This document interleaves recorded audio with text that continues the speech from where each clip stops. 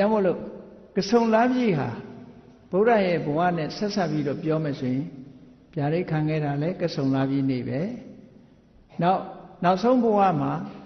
ဖွားတော်မူတာလဲကဆုံလားပြည့်နေပဲဖရာဖြစ်သူရောက်တော်မူတာလဲကဆုံလားပြည့်နေပဲ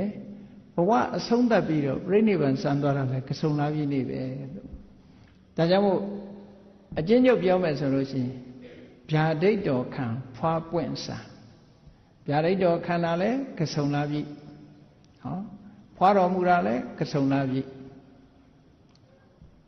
ဖရာဖြစ်သူရောက်တာလဲကဆုံလားပြည့်ပြိဋိဘံစံတာလဲကဆုံလားပြည့်လို့ဒီကဆုံလားပြည့်ဟာဘုရားဘာသာဝင်တွေအတွက်အင်မတန်မှထူးခြားတဲ့ဘုရားဘဝနဲ့ဆက်ဆက်နေတဲ့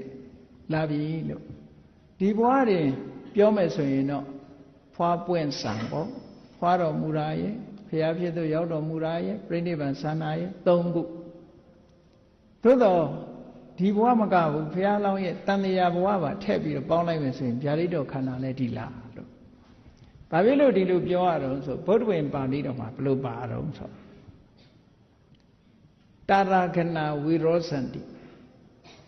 အကဲခတ်ပြီးတော့ကြည့်ကြတာနော်ဒီကနတ်တွေမြမာတွေအဲ့ဒီဗျာဒိတ်ခ